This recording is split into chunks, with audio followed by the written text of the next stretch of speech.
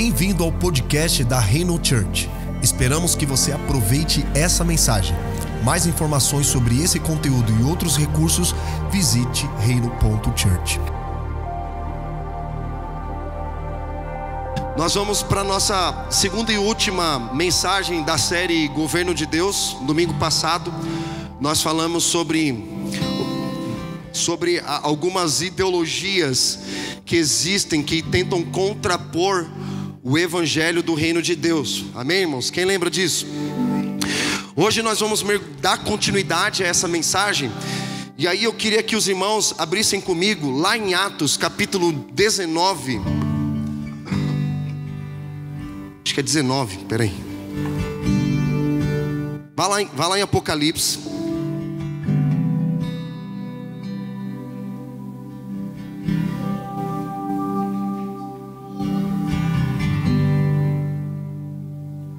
Capítulo 13. Apocalipse, capítulo 13.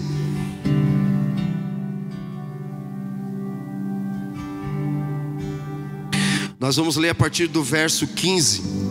A gente falou um pouco sobre essa questão de ideologia.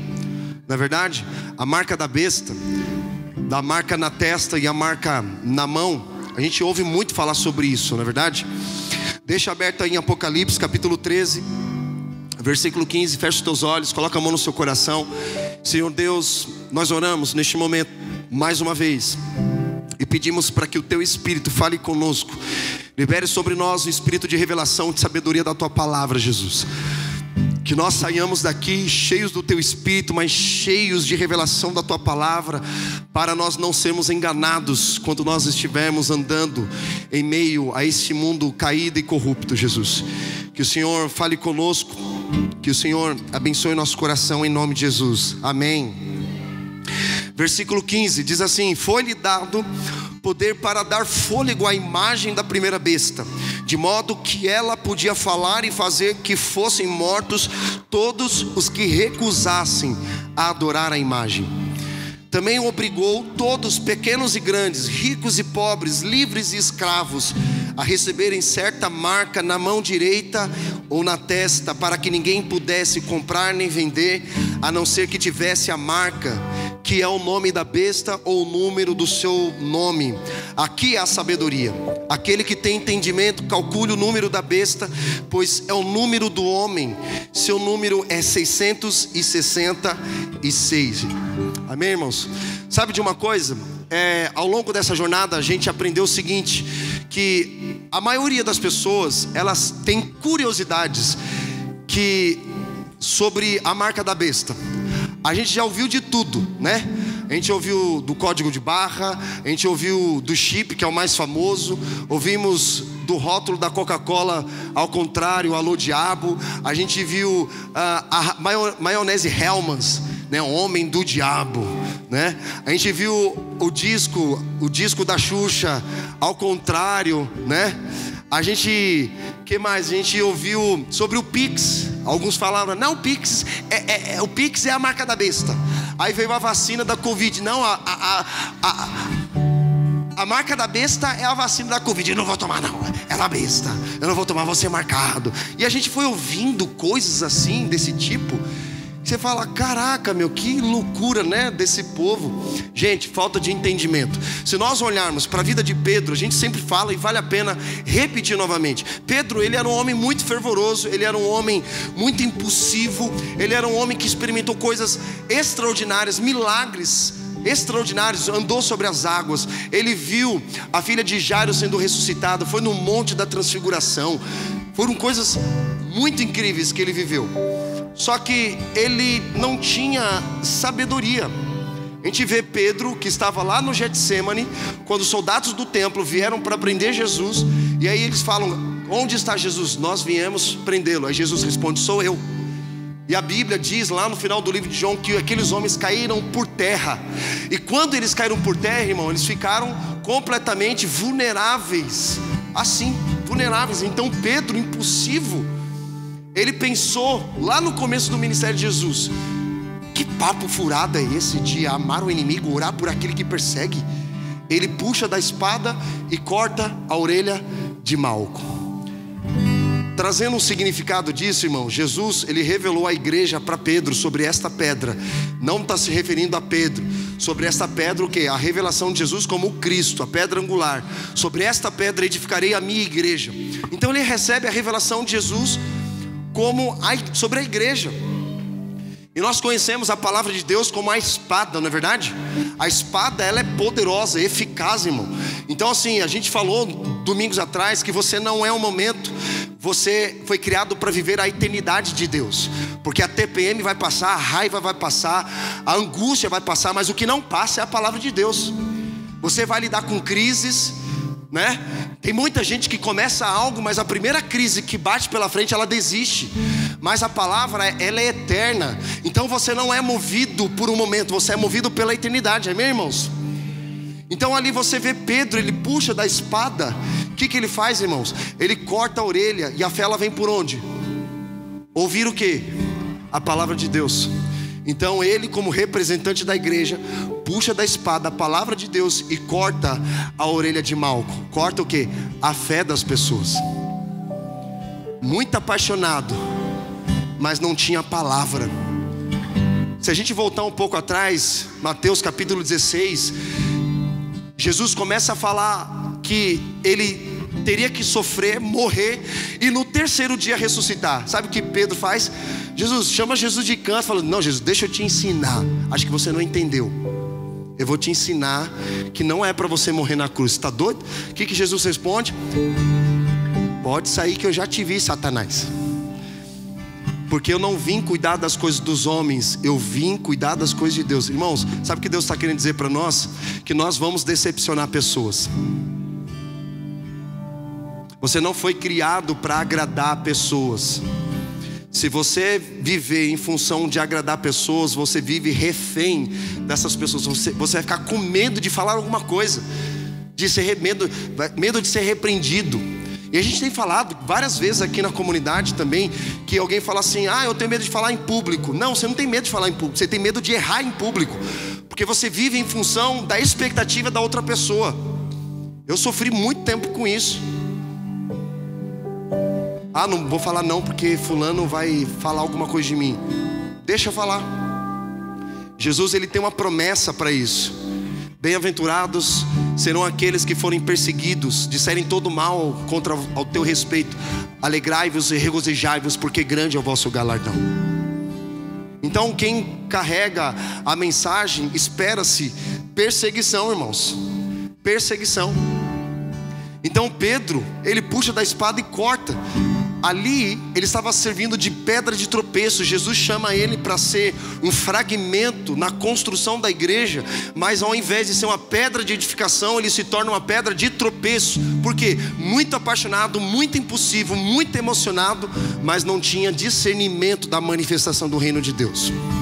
E Jesus fala para ele: abaixa a tua espada, que se você levantar a tua espada, pela espada você morrerá. Usando a espada, a palavra de maneira errada, irmão. Quantos aqui já foram feridos pela igreja? Eu lembro que no começo da minha jornada, eu ouvia muitas histórias, eu vi muita coisa acontecendo, irmãos. Muita coisa errada. Eu falava: Deus, eu não quero ser esse tipo de pessoa. E aquilo me deixava inconformado, sabe? Eu quero pregar a palavra genuína, a palavra como ela realmente é. Não vou colocar adereços na palavra, vou suavizar a palavra. A gente tem falado aqui, irmãos, você vem para a igreja não para se sentir bem. Se você quer se sentir bem, vai para um spa. A palavra, ela vem para nos confrontar, para nos tirar da zona de conforto, para nos tirar da vida rasa, superficial e vazia, e nos levar a uma profundidade em Deus, porque existem bênçãos na profundidade de Deus, irmão. As pérolas caríssimas que nós encontramos, valiosíssimas, elas são só achadas no fundo do oceano. E para você encontrar, você tem que mergulhar fundo, não fica na superfície. E quando a palavra é pregada, não atrai. A gente fala muito, se a gente quiser encher a igreja, a gente enche. Só pregar o que elas querem ouvir. Mas a palavra, ela não vem para satisfazer o nosso ego. Pelo contrário, ela vem para tirar todo o nosso eu, né? Nossa carnalidade em cima, para que o Espírito Santo possa nos mover ao longo da nossa jornada, irmão. Antes de pregar a palavra para vocês, eu sou pregado por ela primeiro. Amém? Então, a gente vai vendo na vida de Pedro um cara que ele não tinha discernimento. Ele traiu Jesus, mas depois que Jesus ressuscita, Jesus encontra com Pedro e pergunta: Pedro, tu me amas? Sim, Senhor, eu te amo. Pedro, tu me amas? Sim, Senhor, eu te amo. Pedro, tu me amas? Sim, Senhor, eu te amo. 3 vezes. Quantas vezes ele traiu Jesus? E quantas vezes ele precisou ser restaurado? 3 vezes, irmão. E quando ele foi restaurado, ele não era mais o mesmo Pedro.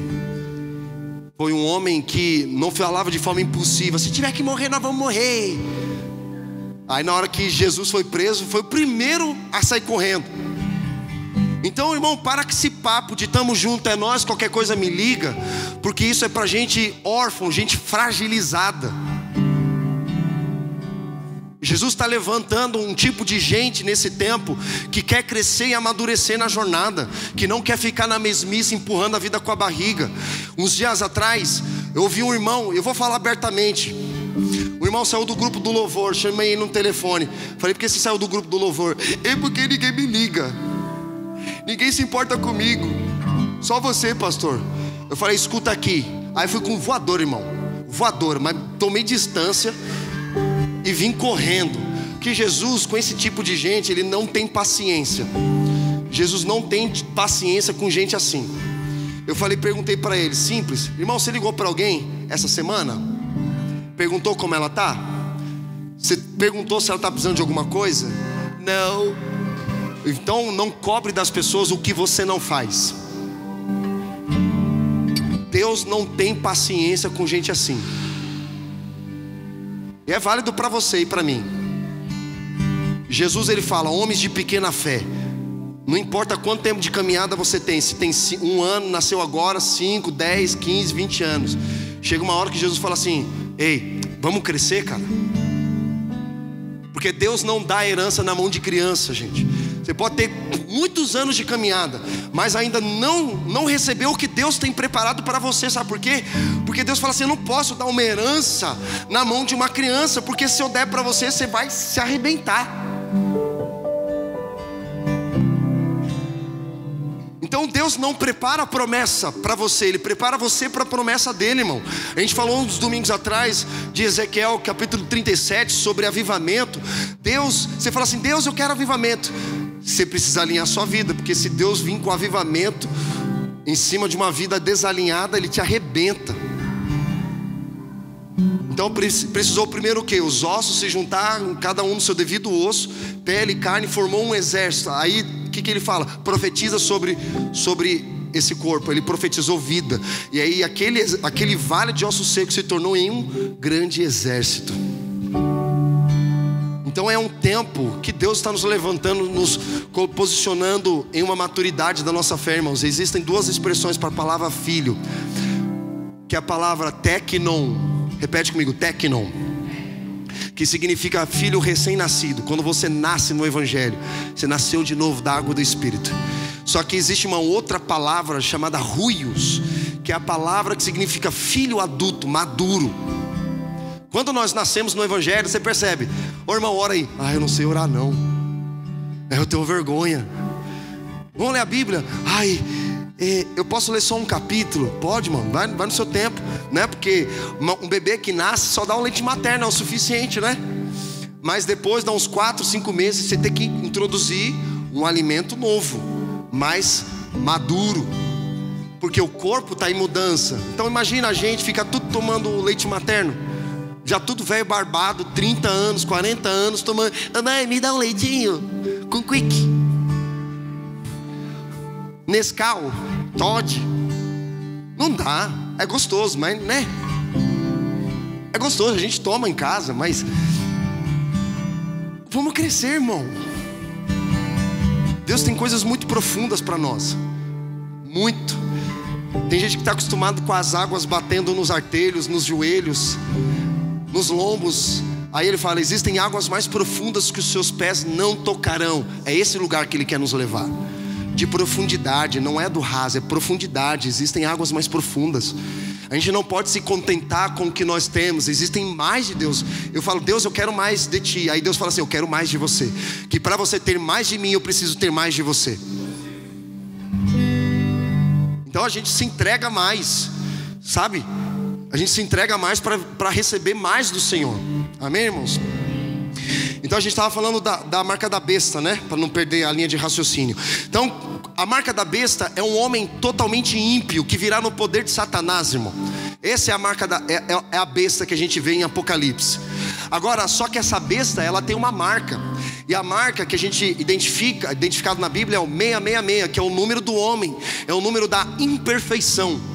Número 7 é a perfeição de Deus. Por exemplo, sabe quantas cores tem a bandeira do movimento LGBTQIA+, ETYZ?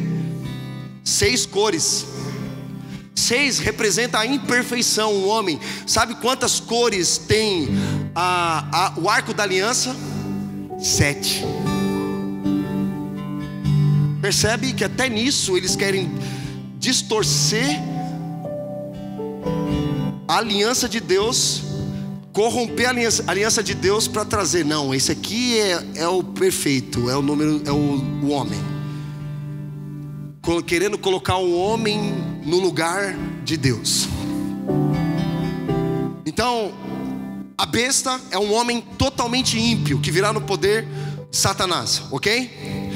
Agora, essa marca, irmãos, muita gente associou com essas imagens todas que nós falamos, porque as pessoas querem que as suas curiosidades sejam respondidas, e não que a sua responsabilidade seja desperta.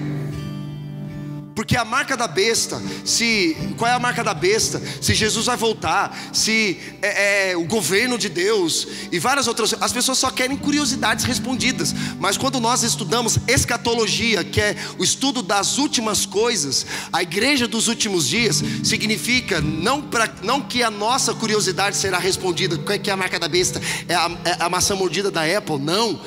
Quando nós estudamos isso, é para que a sua responsabilidade seja desperta. Porque a esperança do futuro, ela vai determinar a sua missão no presente. Nós temos esperança, Jesus vai voltar, e nós precisamos aguardá-lo com o coração apaixonado, irmãos. Mas enquanto isso ele não vem, nós estamos numa missão, estamos na terra. Nós precisamos o quê? Ser movidos a pregar o evangelho e fazer discípulos. Amém? Então assim, não é para responder a sua curiosidade, irmão, mas é para despertar a sua responsabilidade. Jesus está voltando, e nós precisamos aguardá-lo com o coração apaixonado. E quando nós vemos essa questão da marca, fala na testa, na mão. Quando fala testa, está falando de um padrão de mentalidade, mente. Paulo diz que o Deus desse século cegou o entendimento, para que você não receba a revelação de Jesus. Por que as pessoas estão perdidas?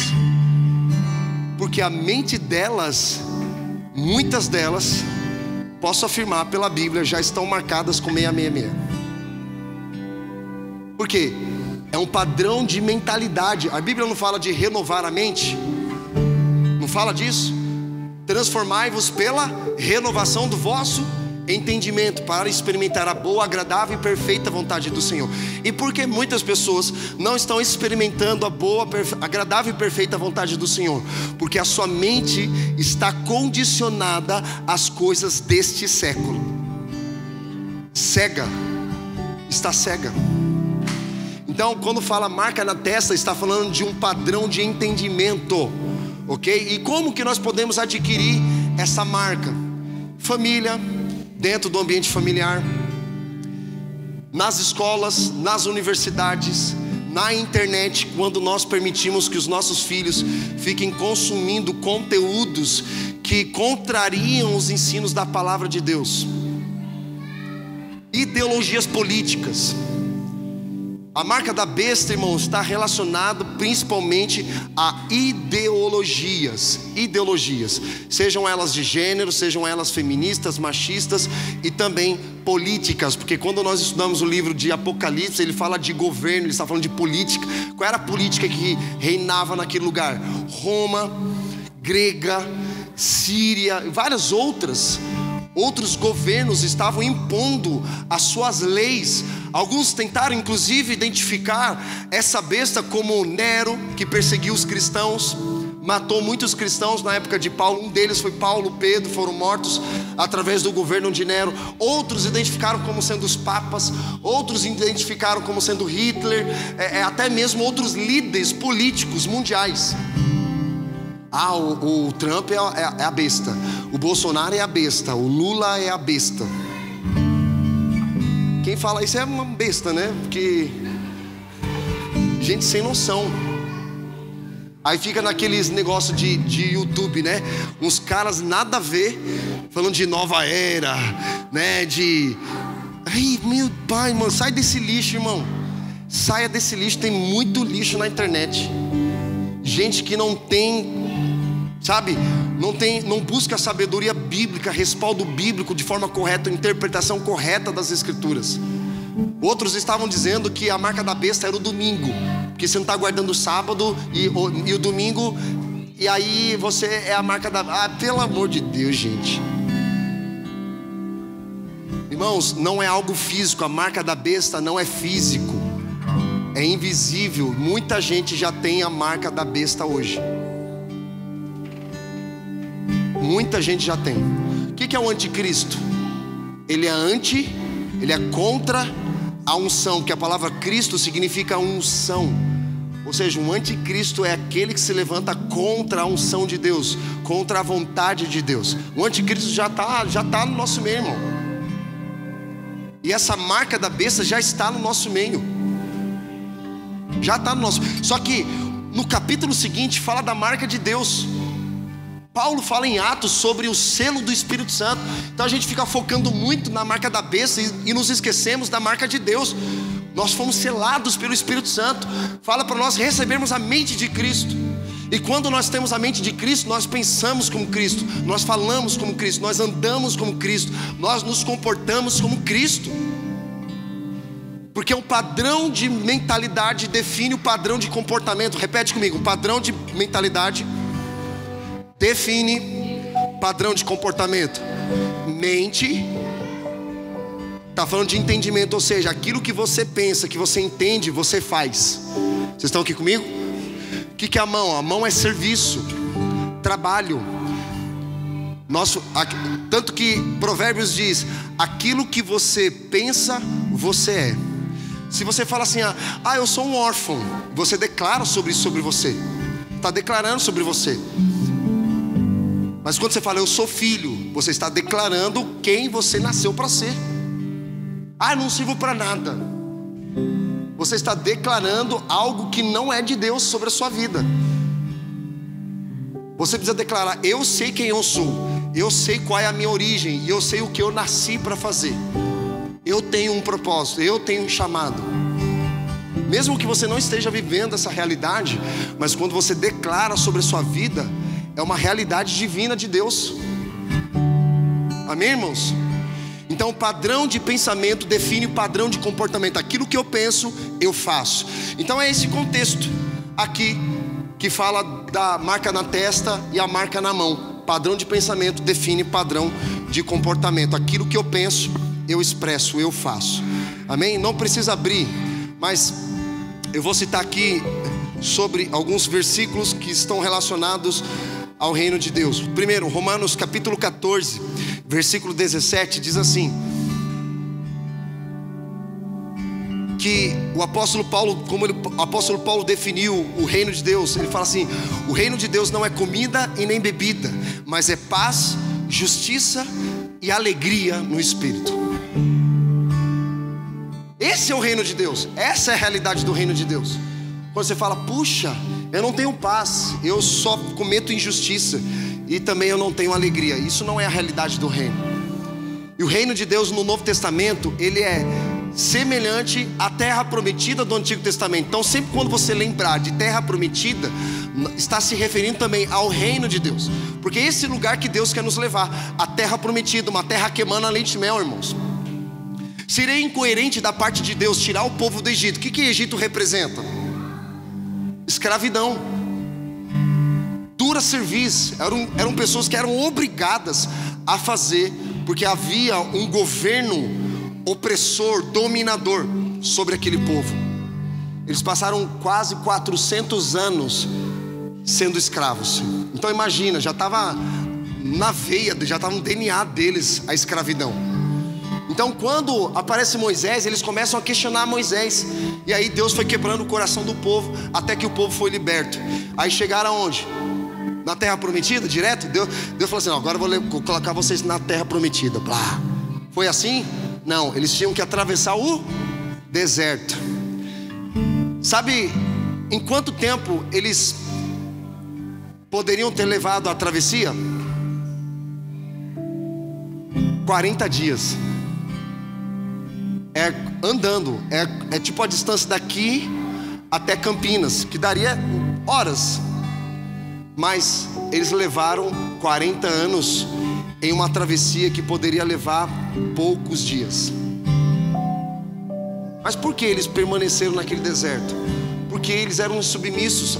Paulo fala, né? Idólatras, colocavam Deus à prova, eram imorais. Então o que levaria poucos dias, levaram muitos anos, porque eles mesmos estavam atrasando as bênçãos de Deus sobre eles.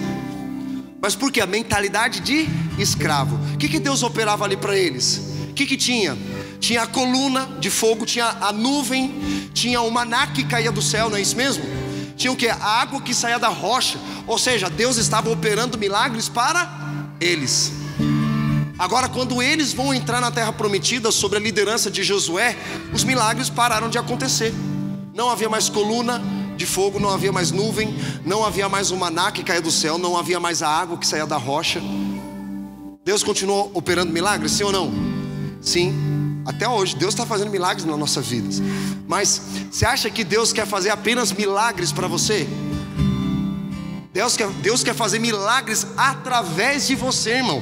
Então é isso que o reino de Deus faz, uma renovação de mentalidade. É por isso que tem pessoas que chegam na igreja e falam assim: o que a igreja pode fazer por mim? É normal, porque o cara está ferido, é órfão, viúvo, e o cara cheio de cuidados, a gente vai tratando ele, a ponto de o cara chegar e falar assim, da gente chegar e falar assim: ei, vamos virar a chave agora? E ele começa a dizer: o que eu posso fazer pela igreja do Senhor? Ele vem, consome, mas quando há uma renovação de mentalidade, ele acaba se tornando um semeador, provedor. A renovação da mente. O cara está lidando com pensamentos de medo, de engano, de mentiras na mente dele, plantando minhoca na cabeça, com conspiração, toda hora achando que tem alguém contra ele. Tem alguém falando mal de mim. A gente não tem ninguém falando mal dele, mas está achando que tem alguém falando mal dele. Ninguém está nem lembrando de você, meu irmão. Não, estão falando mal de mim. Então, aí o diabo vai e coloca sementes de engano na cabeça dele. O que precisa ali? Haver uma renovação de mente. É por isso que Jesus, quando ele vai falar sobre o reino de Deus, que a gente falou, né, que toda nação ela tem uma constituição, e o reino de Deus também tem uma constituição. Só que nessa constituição do reino de Deus não tem direitos. Não, eu quero meus direitos. Tem mais deveres do que direito, não tem nenhum, só tem deveres, irmão. Na sociedade você tem lá direitos e deveres. Eu estou pagando, então eu quero o meu direito. Não é isso que a gente fala? Só que no reino de Deus não tem direitos, apenas deveres. Mas não são deveres que são impostos, que você tem que fazer, mas você faz por amor. Sabe o que a religiosidade ensina? Que para você ser amado, salvo e aceito por Deus, você tem que fazer alguma coisa. Aí sim ele vai ver se ele vai te salvar ou não. É baseado em performance. Você tem que fazer alguma coisa para Deus te salvar. Isso é legalismo religioso. O evangelho te ensina que você é aceito, amado e salvo. Logo você obedece por amor. E olha só que paradoxo doido. Nós somos libertos da escravidão do pecado, certo?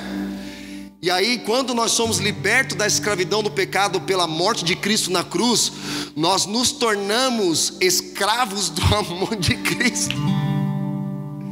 Só que é uma escravidão não baseada em medo, em opressão, mas é uma liberdade do amor.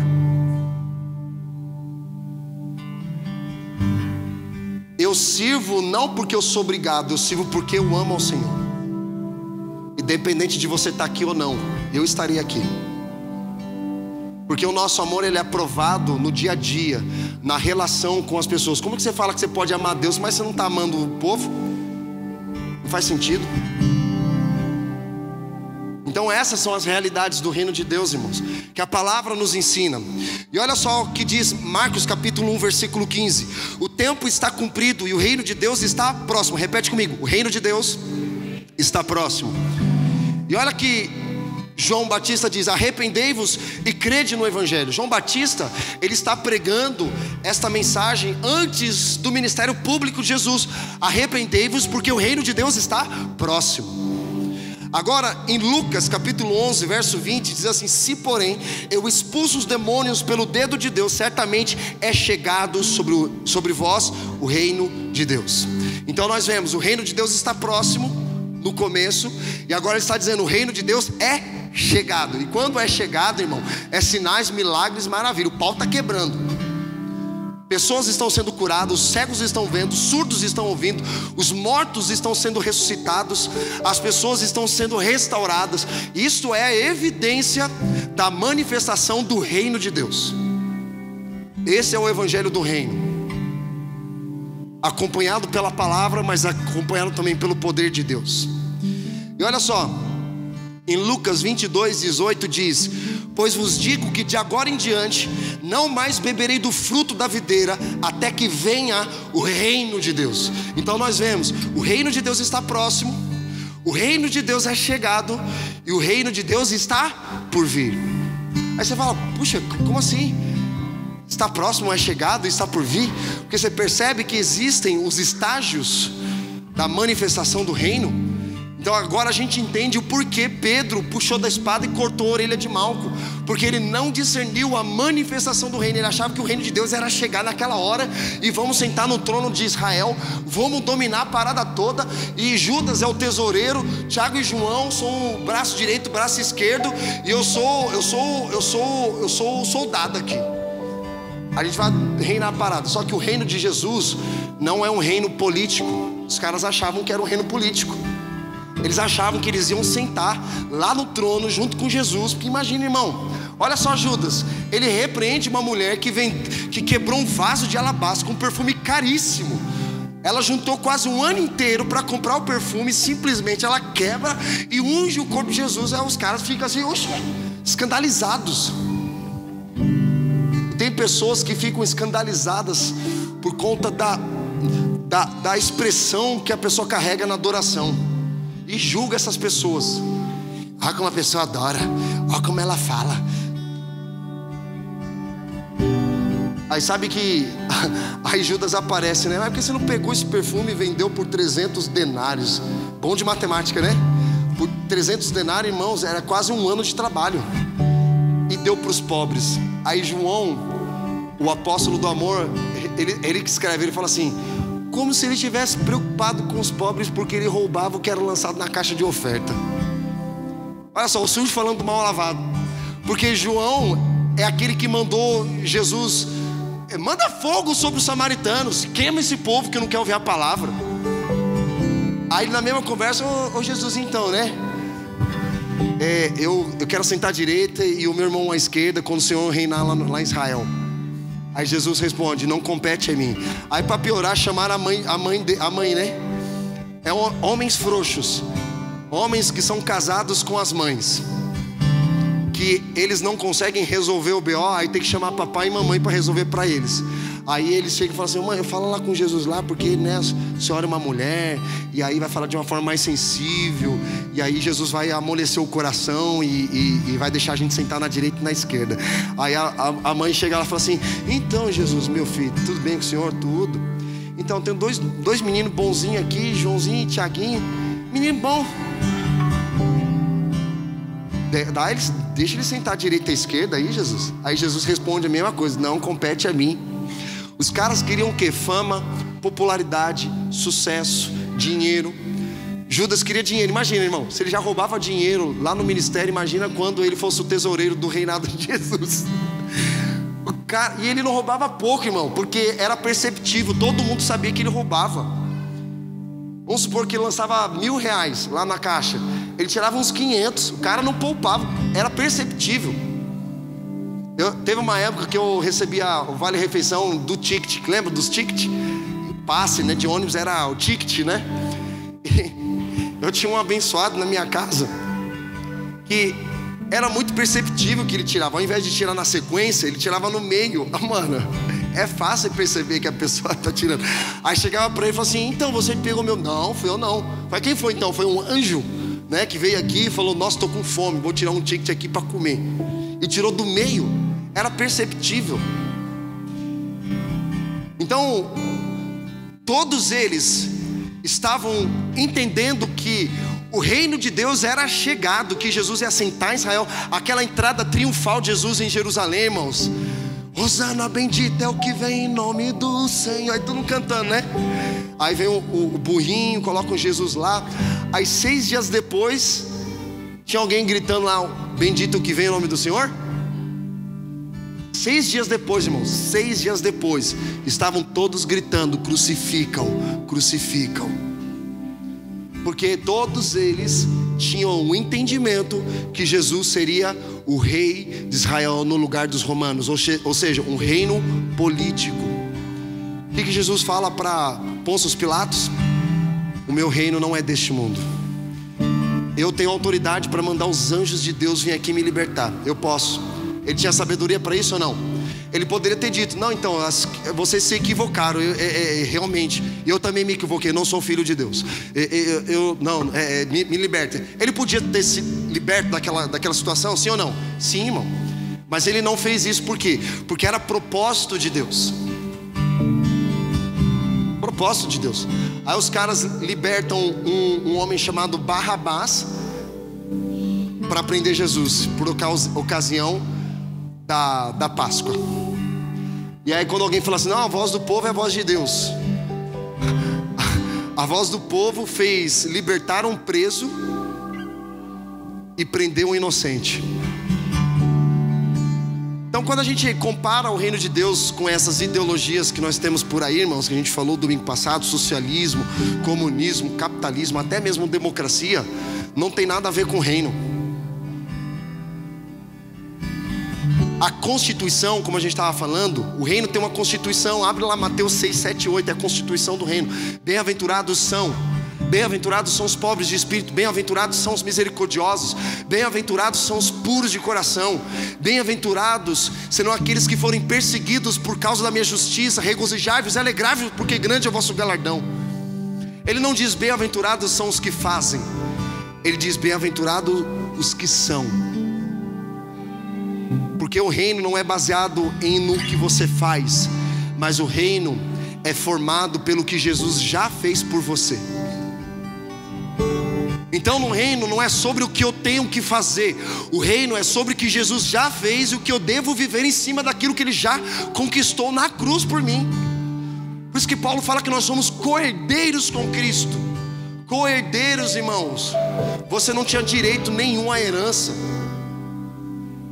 mas Ele te deu o privilégio, dizendo: você é o co-herdeiro de uma herança que você não tinha. Ele te dá, que você não merece. É um privilégio. Então é esse o reino. A palavra reino no grego significa basileia, que significa reinado. E todo reinado precisa de um rei. Nós vimos aí recentemente a rainha Elizabeth morrendo com 98 anos de idade, muito honrada pelos cidadãos lá da sua nação. Aí foram os brasileiros lá causar. Que vergonha, mano, que vergonha. É uma vergonha, brasileiro passa vergonha e passa. Você fala: meu pai, gente maluca dos dois lados, polarização política. Tem muita gente maluca. É uma vergonha para nós. Só que o nosso reino, o reino de Deus, Jesus ele vai trazendo essas evidências, irmãos. Jesus ele parte o pão, ele está em comunhão, ele fala de amor, ele fala da graça de Deus que você não merece, mas mesmo assim ele te dá. A graça salvadora que a gente vê na vida da mulher adúltera. Jesus pergunta: quem está te condenando, te julgando? Não, Senhor, ninguém está me julgando e condenando. O que ele responde? Vai, não peques mais. Porque a lei queria matar aquela mulher. E a própria lei da palavra, irmão, Levíticos, diz que se alguém for pego em adultério, será morto apedrejado. Então eles estavam usando a palavra de Deus para condenar uma pessoa. O que Jesus faz? Vá e não peques mais. O que ele está dizendo? A minha graça te perdoa, mas também a minha graça te transforma. Porque é incoerente você falar assim: Jesus me salvou, Ele morreu na cruz por mim, mas a sua vida continuar a mesma. Então você não entendeu a salvação, você não se entregou à salvação. Porque a salvação de Jesus, quando Paulo fala sobre isso, Jesus não vai te salvar, Ele já te salvou, irmão. Você só precisa se entregar a essa graça e viver o que Ele tem para você. Essas são as realidades do reino de Deus que a gente encontra na vida de Jesus. E essa mensagem de arrependimento que nós conhecemos, metanoia, que é no grego e no hebraico é techuvá, que é o que? Mudar a forma de pensar. Ele não diz que é mudar o seu comportamento. Muita gente quer mudar o comportamento. Entendi, agora vou mudar meu comportamento. Aí ele muda o comportamento, mas não muda o entendimento. Então o que acontece primeiro? Mudar a sua forma de pensar é quando você para de se apoiar nas suas próprias ideias, nos seus próprios pensamentos, nos seus achismos, nas suas opiniões, e a palavra de Deus ela entra na sua mente, e aí há uma mudança de mentalidade, e a mudança de mentalidade muda as suas emoções, seus sentimentos, e os seus sentimentos mudam o seu comportamento. É fácil perceber quando alguém está bem e quando alguém está ruim. Por mais que ela fale, eu estou ótimo, mas por dentro você vê lá, está escrito, estou mal. E a gente às vezes quer passar pano para a gente mesmo, né? E aí a pessoa está ali, os sentimentos tudo bagunçado, e ninguém consegue fazer nada com excelência quando está ruim. Faz com distração, faz machucando pessoas, ela está se auto-machucando ali. Só que a mensagem do reino, meus irmãos, ela é poderosa para transformar nossas emoções, nossa mente, nosso comportamento. Então, o que a mensagem de arrependimento causa? Olha o que ela causa. Ela coloca Deus e os homens em seus respectivos lugares. Ou seja, quando a mensagem do arrependimento, mudar a forma de pensar, é pregada, vai posicionar Deus no trono e os homens prostrados aos pés de Jesus. É isso que o arrependimento causa. Você estava sentado no trono, querendo que as pessoas ficassem te servindo ao seu redor, te paparicando, Deus te servindo, Jesus perguntando qual é o seu pedido para eu te atender, parecendo um delivery, uma padaria, pastel. Qual pastel que você quer, meu filho? Eu quero de carne. Pegou de carne, não gostei. Jesus, eu quero outro. Você fez errado. Ou seja, a mensagem do reino posiciona Deus entronizado e os homens prostrados. Então esse é o reinado.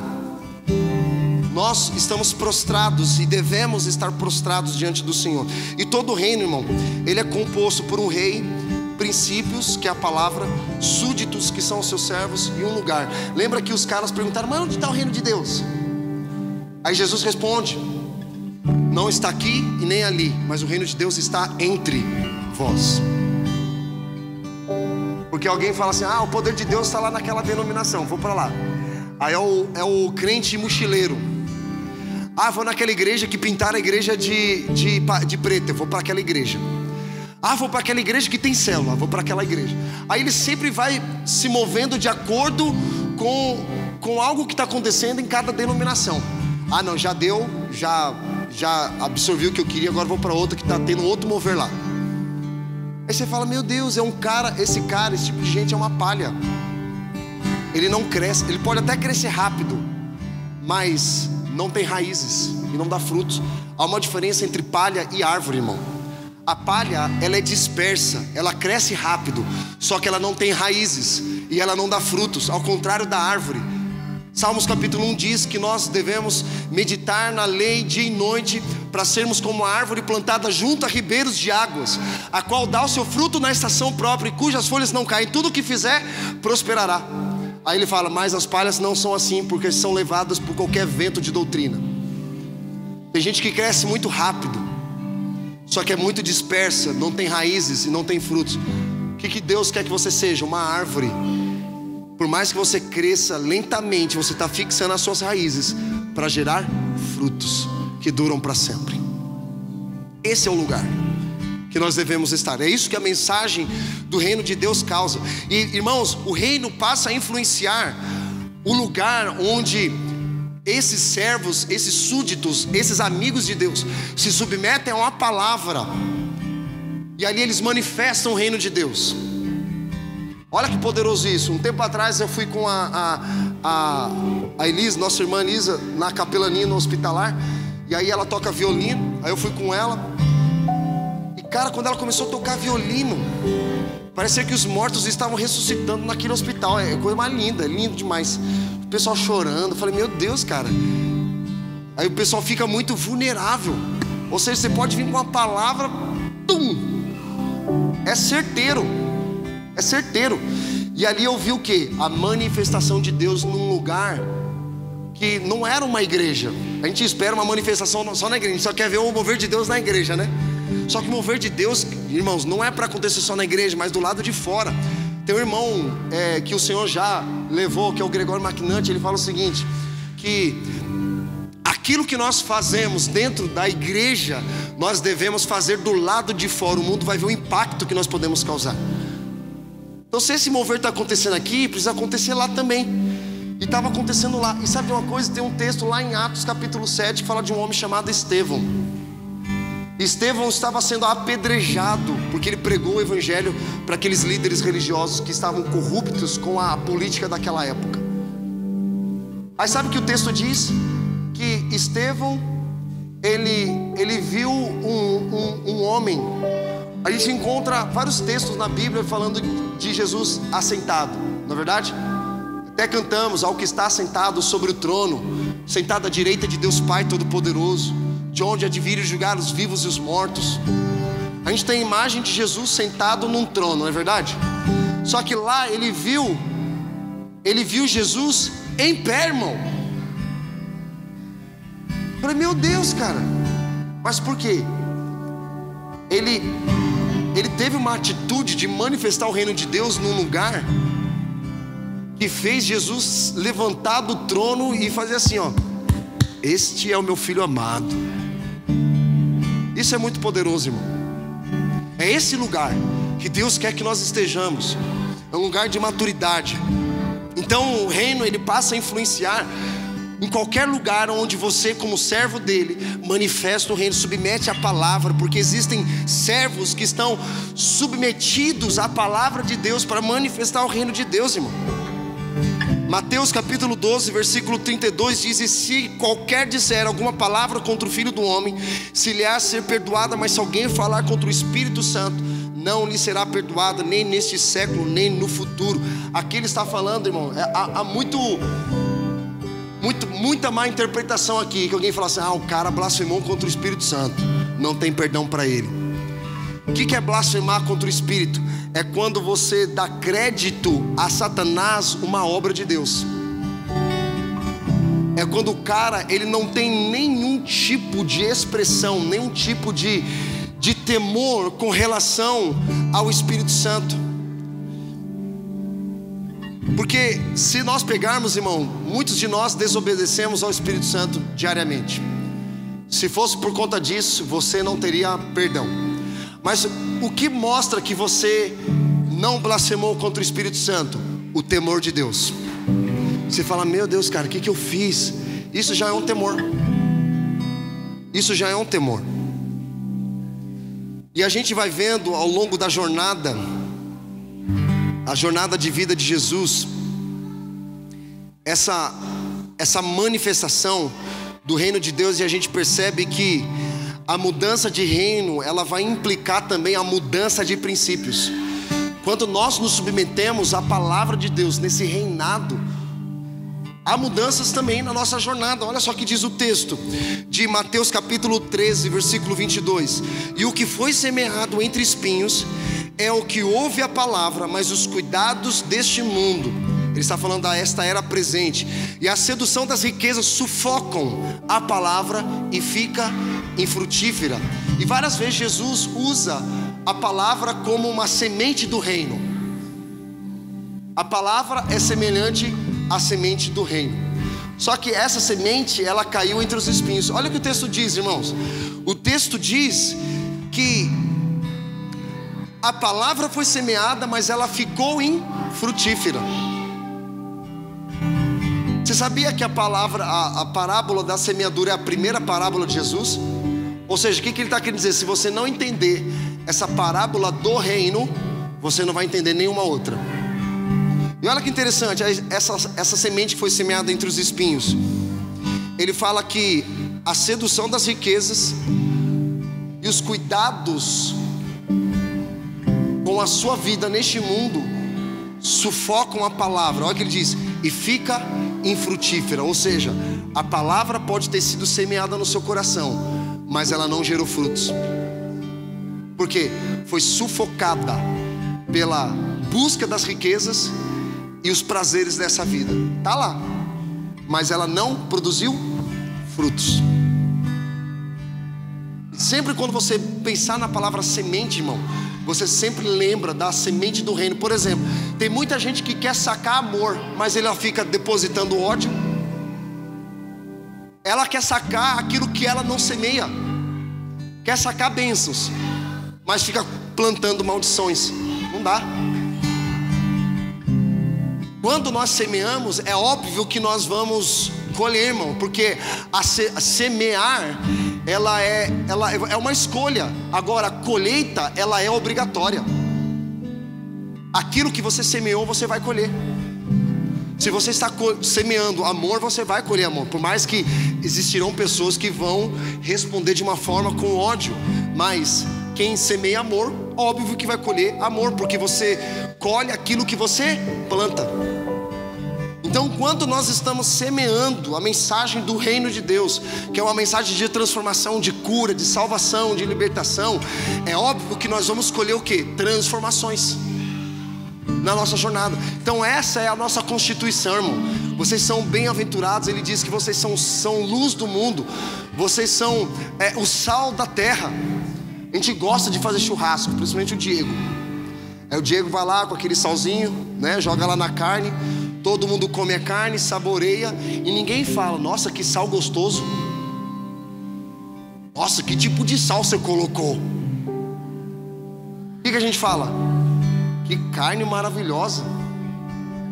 Quando Jesus chama você de sal da terra, irmão, Ele está dizendo que você foi chamado para dar sabor, temperar a vida, mas você não vai receber crédito nenhum por isso. Vocês estão aqui? E muitos de nós querem receber o crédito. Não, eu fui lá e pá, não sei o que aconteceu. Não é obra sua, é a obra do Espírito Santo no reino. Essa é a realidade do reino. Você percebe que você não tem direito nenhum? Só tem dever? Então, Jesus, eu estou dando dízimo aí, né? Irmão, dízimo não é para te fazer próspero. Você já é próspero, por isso que você entrega a sua oferta.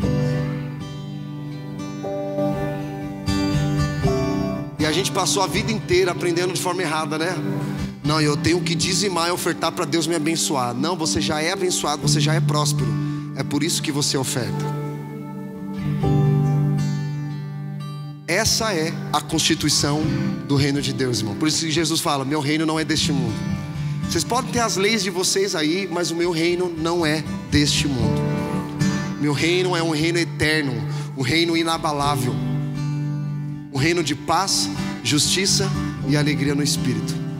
Por que Jesus estava dormindo no barco quando veio a tempestade? Acordaram Jesus: nós vamos morrer. Jesus fala assim: homens de pequena fé. Ele foi lá e deu ordem às tempestades, e as tempestades se acalmaram. Sabe por que ele tinha autoridade sobre a tempestade? Porque ele tinha a paz de Deus. Você fala assim: eu tenho paz de Deus, eu tenho paz com Deus. Ótimo, isso é bom, paz com Deus é bom, ótimo. Agora, paz de Deus é outra história. Tem gente que tem paz com Deus, mas não tem a paz de Deus. Uma turbulência na mente, cheia de confusão. Ou seja, Deus te dá autoridade para você acalmar a tempestade quando você tem a paz de Deus. Isso é uma realidade do reino que nós vivemos. E esse reino, irmão, por isso quando fala reino eterno, é porque aquilo que nós estamos vivendo aqui, o dia que o Senhor se aprover de nos levar, nós continuaremos a nossa eternidade. Essa é a experiência do crente. Que quando um crente mora, o que acontece? A gente fica triste, mas a gente fica alegre. Está lá com Jesus. Então alguém fala assim: você quer conhecer Jesus agora? Não, agora não. Tem muita, as promessas de Deus, muitas promessas de Deus não se cumpriram na minha vida. Mas se Deus, a sua vida, até a sua vida é emprestada, irmão, porque uma hora Ele vai pegar de volta. Então o que nós vivemos nesta terra é só um pedaço daquilo que nós viveremos na eternidade. Por isso que a palavra de Deus nos chama de peregrinos, cidadãos do reino. Olha que interessante isso, porque toda nação ela tem uma embaixada, não é verdade? Você vai lá em Israel, você vai lá na Europa, você vai encontrar o quê? A embaixada brasileira. E quem é o responsável pela embaixada? O embaixador. Você sabia que a embaixada é um território brasileiro naquela nação? Não é, por exemplo, se você estiver lá na Inglaterra, não é território da Inglaterra, é território, aquele pedaço da embaixada, aquele lugar lá é do Brasil. E lá ele tem o quê? Um embaixador. Quem é um embaixador? É o cara que carrega os princípios da nação naquele lugar. É por isso que você é chamado de embaixador do reino de Deus, porque você é um representante desse reino inabalável. Amém, irmãos? E é nesse lugar, com essa mentalidade, que nós devemos estar. O reino de Deus, ele não é político. O reino de Deus, ele não é estático. Ele sempre está em movimento. O reino de Deus não é no céu, é reino do céu. Presta atenção.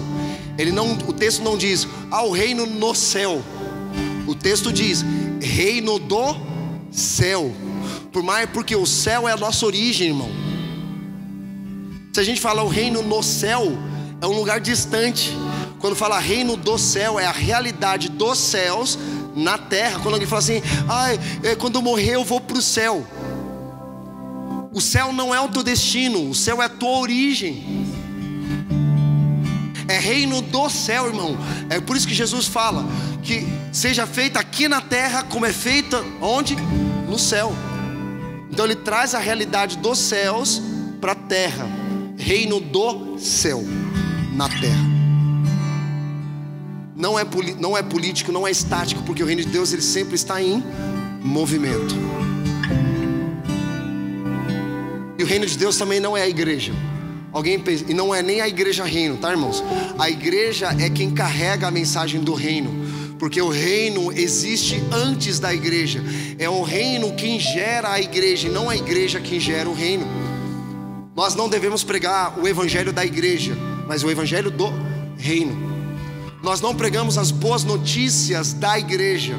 Se a gente for pregar as boas notícias, não tem muita, né? Não é as boas notícias da igreja, é as boas notícias do reino. Sabe quantas vezes Jesus falou de igreja na Bíblia? 2. Sabe quantas vezes ele falou de reino? Mais de 50 vezes. Não é interessante isso? Mas nós, como igreja, carregamos a mensagem do reino. A igreja, irmão, um dia não vai existir, mas o reino sempre será eterno. A igreja, ela tem um prazo de validade, porque quando Jesus voltar, não vai precisar mais de igreja. Até a adoração é eterna.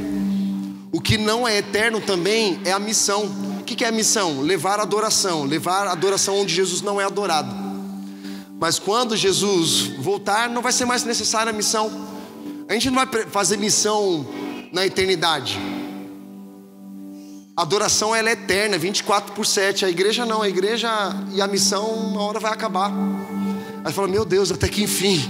Rapaz, Missão é levar adoração onde Jesus não é adorado. Por exemplo, você pode ser um missionário na sua família, Jesus não está sendo adorado naquele lugar, então você foi chamado como missionário para levar adoração naquele lugar. Isso é a mensagem do reino, irmão. É esse lugar que o Senhor quer nos levar, amém? Lugar de paz, justiça e alegria no Espírito. Glória a Deus, irmãos. Agradecemos você por ouvir mais uma mensagem da Reino Church. Para conhecer mais sobre nós ou contribuir para que mais pessoas sejam alcançadas, clique no link que está na descrição desse podcast.